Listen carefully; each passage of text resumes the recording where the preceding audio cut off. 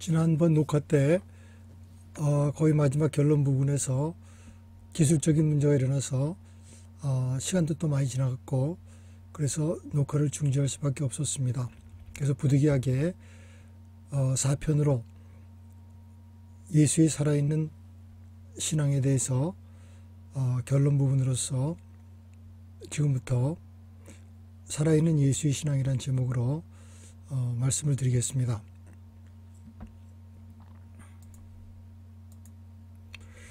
먼저 유란시아서의 한 구절을 보고 가겠습니다. 인간의 삶에서 가장 중요한 것 중에 하나는 예수가 믿었던 것을 찾아내고 그의 이상을 발견하고 그의 높은 인생의 목적의 성취를 위해 힘써 노력하는 것입니다. 인간의 모든 지식 중에서 가장 높은 가치가 있는 것은 예수의 종교적 삶을 알고 그가 어떻게 그것을 살았는지 아는 것입니다. 예수는 하나님의 뜻을 실행하고 형제 인간들을 위해 봉사하는 개인적 경험의 종교를 세웠습니다. 예수의 살아있는 신앙은 이 세계에서 인간의 운명을 형성하는 가장 강력한 힘입니다. 2000년이 채 안 되는 동안 인류의 긴 역사에 보면 정말 짧은 시간이지만 그것은 이 행성의 모든 삶에 이제껏 다스렸던 어떤 왕보다, 이제껏 진군했던 어떤 군대보다, 이제껏 항해했던 어떤 함대보다 더 많은 영향을 끼쳤습니다. 정말로 원자폭탄이나 원자력의 도래보다 더 큰 영향이었습니다. 우리 가운데 와서 살았던 그의 이러한 엄청난 삶의 핵심은 무엇일까요? 예수의 전체 삶은 하나님 의식에 집중되어 있었습니다. 그리고 그가 가지고 살았던 모든 믿음은 이 하늘 아버지와의 관계에서 나온 것이었습니다. 그의 역동적이고 살아있는 믿음은 그의 모든 가르침의 근원이었습니다. 먼저 예수는 하나님이 우주를 확실하고 궁극적으로 통치하고 계시고 하나님의 아버지로서 자녀를 사랑하듯이 인간을 사랑한다는 것을 믿고 가르쳤습니다. 예수는 우리에게 하나님은 우리의 하늘 아버지이시고 따라서 우리는 아무것도 걱정할 필요가 없다고 확신시켰습니다.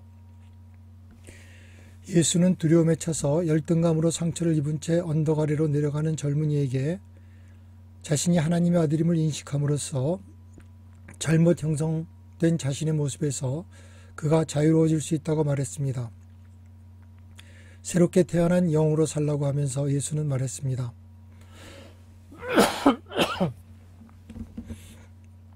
걱정은 너를 활기차도록 할 것이다. 실망은 너에게 박차를 가하게 할 것이고 난관은 네가 도전하도록 할 것이다. 장애물은 네가 자극을 받도록 할 것이다. 젊은이여 깨어나라. 굽실거리고 도망다니는 겁쟁이의 일생에 작별을 고하라. 그리고 서둘러 너의 임무로 돌아가서 육체를 가진 하나님의 아들로서 이 세상에서 사람에 대한 기품 있는 봉사에 헌신하고 영혼 안에서 하나님에 대한 뛰어나고 영원한 봉사에 운명지어진 필사자로서 살아가기 바란다. 우리는 우리를 위해 예비된 우주의 영적 자원을 가지고 있습니다. 예수는 삶의 물질적 문제를 해결하는 데 있어서 영적인 영향력의 힘을 항상 잘 알고 있었습니다. 그는 케사리아 선착장에서 그와 함께 일하던 젊은이가 그의 상사가 항상 무섭고 부당한 것에 대해 늘 불평하자 이렇게 말했습니다. 아마도 하나님은 네가 친절을 베푸는 방법을 알고 있고 공의를 존중하기 때문에 네가 이러한 잘못을 저지르는 사람을 더 좋은 길로 인도할 수 있도록 네게 가까이 두는 것 같다. 아마 네가 이 형제로 하여금 다른 사람을 더욱 인정할 수 있도록 만드는 소금일지도 모른다. 그것은 곧 네가 아직 맛을 잃어버리지 않고 있다면 그렇게 될 것이다. 지금으로서는 이 사람이 너에게 불리하게 영향을 끼치는 악한 길에서 너의 주인이 되고 있다. 너는 왜 선의 힘에 기대어 악에 대한 너의 주인된 권리를 주장하여 그로써 너희 둘 사이의 모든 관계에서 네가 주인이 되려고 하지 않는 것이냐? 내가 예언하건대 네가 만약 네 안에 있는 선이 제대로 살아날 기회를 주기만 한다면 그 선이 악을 압도할 수 있을 것이다. 예수는 그의 동료들에게 그들이 하나님의 아들과 딸들이라는 이야기와 그들이 갖고 있는 영적 자원이 그들의 인간적이고 물질적인 모든 문제들과 대처하는데 결코 부족하지 않다는 이야기를 지치지 않고 상기시켰습니다. 진정으로 그는 인간의 본성에 대해 높은 믿음을 가지고 있었고 그것의 위대한 가능성을 이해했습니다. 그는 막달라 마리아 안에서 거리의 여자를 본 것이 아니라 그녀가 나중에 되었던 강한 영적 지도자를 보았습니다. 그는 베드로에게서 생각도 하지 않고 말하는 성급한 사람이 아니라 혹은 그의 주를 부인하는 겁쟁이가 아니라 그가 나중에 되었던 영적 반석과 위대한 전도자를 보았습니다. 예수가 갖고 있었던 믿음이 세기를 거쳐서 수없이 많은 남자들과 여자들에게 영감을 불어넣어 주었으며 그들로 하여금 일찍이 인간이 역사에서 볼 수 없었던 사람으로 그들의 잠재력을 현실화시켰습니다. 불행하게도 방황하는 수없이 많은 사람들이 예수의 생명의 에너지를 듣지 않습니다. 현대인의 가장 큰 문제는 자기 존중의 부족입니다. 예수의 종교는 그런 사람들의 필요에 맞추어 존재합니다. 예수는 가장 천한 인간일지라도 모두 하나님의 아들과 딸이며 그들이 이 사실을 인식하고 받아들일 때 그들에게 놀라운 자기 존중이 생긴다고 선언했습니다. 우리 삶 속의 대부분의 힘든 문제들이 우리들 자신에 대한 부정적인 인식과 그 결과 생기는 삶에 대한 부정적인 개념으로부터 생깁니다. 하나님이 모든 인간의 가슴 속에 계시며 사랑으로 지배한다는 것에 대한 예수의 확고한 신앙은 사람들의 높은 가능성에 대한 그의 믿음과 함께 그로 하여금 우주의 가장 근본적인 관계를 선포하게 하였는데 그것이 바로 하나님의 왕국입니다. 하나님의 아버지 되심과 모든 사람들의 형제됨이 이 영적 왕국의 근본적인 기초가 됩니다. 이 사랑의 관계는 모든 사람들이 가슴과 마음에 이룩되고 유연한 인간이 경험할 수 있는 가장 큰 자유와 기쁨을 가져다 줍니다. 이 영적 왕국으로 들어가는 데 필요한 없어서는 안 될 두 가지 조건은 성실한 신앙과 그리고 진리에 대한 갈망입니다. 예수는 진리를 받아들이는 것이 영적 경험의 요체라고 가르쳤습니다. 너희가 진리를 알 것이니 그 진리가 너희를 자유롭게 하리라. 예수의 시대에 600개 이상의 생활규칙이 유대인들의 종교생활을 지배했고 그들의 모든 삶의 분야를 통제했습니다. 하나님의 왕국은 진정한 영적 자유를 창조합니다. 예수의 종교를 따르는 자는 우주의 시간을 초월하는 영적 원칙에 의해서 삶을 살고 기성화된 종교적 규칙에 따라 살지 않습니다. 우리가 하나님의 왕국을 우리의 삶의 영적으로 가장 큰 우선순위를 두게 되면 다른 것들은 창조적으로 따라오게 되어 있습니다. 우리 안의 영의 인도가 우리로 하여금 효율적인 하나님의 자녀가 될 수 있도록 능력과 활동을 개발하고 현실화시켜줍니다. 우리의 삶은 우리가 내부의 하나님의 뜻의 인도를 따라 살 때 의미가 생기고 가장 유용하게 됩니다. 우리가 이런 영적 인도를 따를 때 우리는 단지 실망했거나 반대를 만났거나 우리가 원하는 결과를 얻지 못했다고 해도 중도에 그만두지 않습니다. 삶의 모든 면에서 아버지의 사랑의 주권에 모든 믿음을 두는 것이 첫 번째라면 예수의 종교에서 두 번째로 강조되는 것은 왕국의 영적 실체에 대한 신앙과 신임이 바로 이 아버지에 대한 아들됨의 기초가 된다는 것입니다. 신앙이 아들됨과 구원의 단 하나의 필수 조건입니다. 당신의 삶이 강하고 생산적이 되려면 당신은 믿음과 신앙을 구별해야 합니다. 믿음은 지적인 동의이고 그에 따라 삶을 살 수도 있고 안 살 수도 있습니다.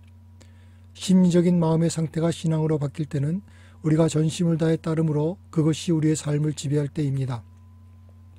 믿음은 제한되고 억제되어 있습니다. 신앙은 확대되고 해방시키고 성장합니다. 믿음은 교조주의가 되기 십상인데 신앙은 개방과 자유를 향해 나아갑니다. 믿음은 간접 경험과 집단 소유가 될 수 있지만 신앙은 개인적이어야만 합니다. 영적 신앙은 굴복시킬 수 없습니다. 그것은 우리의 안이함과 동물적 경향에 대한 충동에도 불구하고 우리로 하여금 성장하고 진보하게 합니다. 그것은 역경과 반대와 실패에도 용기와 신임을 만들어냅니다. 신앙은 개인을 통해 작동하며 인간의 이기주의나 사회적 적대감, 산업적 탐욕주의나 정치적 불균형에도 불구하고 정의와 이타주의가 지속되도록 늘 힘을 지원합니다. 우리는 신앙의 위기를 경험하고 있는 문화 속에서 살고 있습니다. 신뢰 상실의 갭, 다시 말해서 우리 사회의 모든 제도에 대한 공공의 신뢰 부족입니다.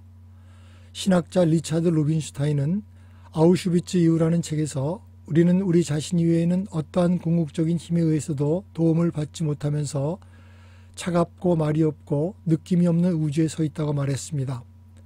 우리의 세속사에는 침례교의 신학자 칼 헨리가 말한 인간이 다리를 걷거나 암을 치료하거나 또는 지구의 평화를 가져오든지 말든지 하나님을 필요로 하지 않고 진리를 알고자 하지도 않고 선을 행하려고도 하지 않는 인간의 절대 자치시대의 직전에 와 있다. 인간의 대량 집단교육은 계몽된 사회를 건설하고 욕망과 폭력을 억제하는 데 실패했다고 말했습니다. 예수의 종교에서 가장 강조하는 것은 사랑과 봉사가 삶의 가장 높은 동기라는 것입니다. 이것은 인간 본성의 가장 깊은 곳에서의 요구를 만족시키는 존재의 가치이고 우리 삶의 행복을 가져다 주는 것입니다.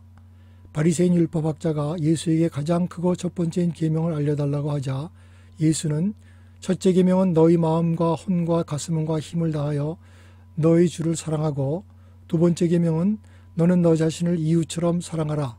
이보다 큰 계명이 없으니 이 두 계명이야말로 모든 율법과 선지자의 대강령이니라 하고 말씀하셨습니다. 예수의 종교는 기존 제도화된 기독교를 배척하는 대부분의 사람들에게조차 호소력이 있습니다. 봉사는 모든 예수의 종교를 사람들의 징표입니다. 우리는 하늘 존재에게서 이런 말을 들었습니다. 봉사, 더 많은 봉사, 증가된 봉사, 어려운 봉사, 모험적인 봉사, 그리고 마침내는 신성하고 완전한 봉사는 시간의 목표와 공간의 목적지이다. 모든 사람에게 본능적으로 세상에서 갖는 모든 아름다운 감정도 단 하나의 사랑 행동만큼 중요하지 않다. 하나님과의 역동적인 관계를 경험한 사람은 누구든지, 그리고 이제까지 이런 관계의 요구에 자신을 헌신해왔었던 누구든지 그것에 대해서 무엇인가를 실천해야 한다. 진정한 종교는 행동해야 한다. 그러한 봉사는 궁핍하고 아무것도 줄 곳이 없어 보이는 자에게도 가능합니다. 봉사는 인생에서 무엇인가 크고 중요한 일에만 연결되어 있는 것이 아닙니다. 그것은 작고 중요하지 않게 보이는 일들을 포함합니다. 예수가 말하고 행한 진정으로 중요한 일들 가운데 많은 일들은 우연히 일어난 듯이 보였습니다. 그가 지날 때 이런 식으로 일이 이루어졌습니다. 때때로 우리가 하는 친절하고 사려 깊은 작은 일들이 오랫동안 기억이 됩니다. 그리고 오래 계속되는 결과를 가져옵니다. 매일의 삶에서 가장 큰 도전은 자신에게 의미 있는 계획을 발견하고 헌신하는 것입니다. 하나님은 당신을 위한 목적을 가지고 있고 당신의 위대한 기회 중 하나는 그 계획을 발견하고 따르는 것입니다. 마지막으로 예수의 종교는 충실함과 용기를 요구합니다. 용기는 예수의 가르침의 핵심입니다. 두려워 말라. 그것이 바로 그의 표어였고 인내는 그가 생각하는 성격의 이상이었습니다. 예수의 가르침은 용기와 담대함 그리고 영웅의 종교이었습니다. 그는 선언했습니다. 이 세상의 어떤 군대도 모든 세상으로 나아가 하나님의 아버지 신분과 사람들의 형제 신분이란 기쁜 소식을 전파하게 될 너희와 너희의 충성스러운 계승자들이 제시하는 것보다 더 큰 용기와 용감함을 보여준 적이 이제까지 없었다. 누구든지 예수의 종교 안에 따르고 성장하는 자는 반대에 직면하게 될 것이 거의 확실합니다. 이기심과 탐욕은 언제나 사랑의 누룩에 저항을 하고 자기중심의 자만심과 스스로 어렵다 함은 다른 사람들의 창조적 표현을 언제나 억누르려고 합니다. 고정관념화된 종교적 도구만은 진리의 영이 확장된 통찰과 언제나 대립할 준비가 되어 있습니다. 예수는 가르치기를 어떤 것도 영의 인도를 따라 사는 하나님의 아들과 딸들을 궁극적으로 패배시킬 수 있는 것은 없다고 했습니다. 우리는 진리와 아름다움과 선함의 개척자가 된 것에 두려움 없이 기쁘게 살아야 합니다. 진리의 행진은 오직 몸만 죽일 수 있는 자들에 의해서 멈춰질 수 없습니다. 예수는 그가 그의 시절의 종교적 교조주의와 제도적 권위에 영합하기만 했다면 십자가를 피할 수 있었을 것입니다. 소크라테스는 그가 아테네의 젊은이들을 가르치는 것을 멈추기만 했더라면 독을 마시는 것을 강요당하지 않았을 것입니다. 조다노 브루노는 그가 코페르니쿠스에 의해서 묘사된 새로운 천문학의 우주를 믿는 것을 부인하기만 했더라도 처형당하지 않았을 것입니다. 윌리엄 틴데일은 그가 성경을 영어로 발간하지만 않았더라면 순교하지 않았을 것입니다. 예수의 종교를 용맹스럽게 따르는 수많은 사람들이 그들의 신앙을 따라 살고 증거하는 용기를 갖고 있었고, 그래서 진리와 아름다움과 선함이 바로 모든 사람들의 가슴 속에 있는 하나님의 법 아래서 우리 행성에서 성장하고 퍼져갔습니다. 이것이 성장의 비용입니다. 예수는 말씀하십니다. 의를 위하여 핍박을 받는 자들은 행복할 것이니 하늘의 왕국이 저희 것이기 때문이다. 사람들이 너희를 욕하고 핍박하며 거짓으로 너희를 대항하여 모든 악한 말을 할 때에는 너희에게 복이 있다. 기뻐하고 즐거워하라. 하늘에서 너희들의 상이 크기 때문이다. 주는 우리에게 이것만이 승리하는 삶의 시작이라고 말씀하십니다. 바로 지금 이 자리에서 영의 삶을 살며 시험과 환난을 이긴 자는 저 높은 곳 다음 세계에서 승리의 완성과 계속되는 모험의 삶을 경험하게 될 것입니다. 이것이 지고한 살아있는 예수의 종교, 바로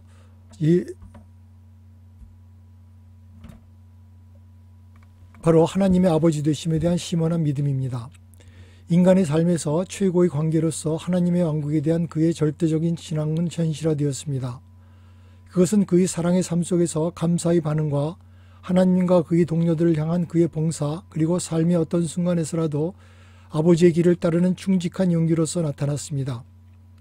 이 네 가지 예수의 종교의 기본 원칙이 당신의 삶의 지배적인 법칙이 될 때 당신은 삶의 모든 개인적이고 물질적인 문제들을 해결할 수 있는 영적 자원을 소유하게 될 것입니다. 네 가지 원칙이란 다시 말씀드리면, 첫째, 스스로 하나님의 아들과 딸임을 인식하면 놀라운 자존감이 생긴다. 둘째, 언제나 내부의 하나님의 인도를 따르고자 한다. 셋째, 예수의 종교에서 가장 중요하게 생각하는 사랑과 봉사이다. 넷째, 예수의 종교는 충실함과 용기를 필요로 한다. 이것들이 신실하고 창조적인 삶의 기반입니다. 예수는 이 땅에 살았던 누구보다 위대한 사람입니다.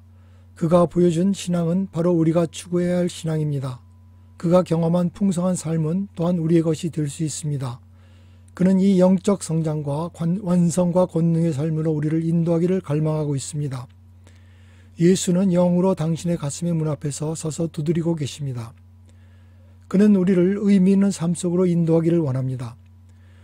그는 우리의 삶을 하나님과의 동역자 관계를 통해서 중요하게 만들고 싶어 합니다. 하지만 오직 자신만이 그를 받아들일 수 있습니다. 오직 자신만이 자신이 가진 모든 것과 자신을 그에게 줄 수 있습니다. 당신이 당신 자신과 당신의 모든 것을 그에게 드릴 때 우리는 지금의 우리보다 더욱 위대해질 수 있다는 것을 감히 말해줄 수 있습니다.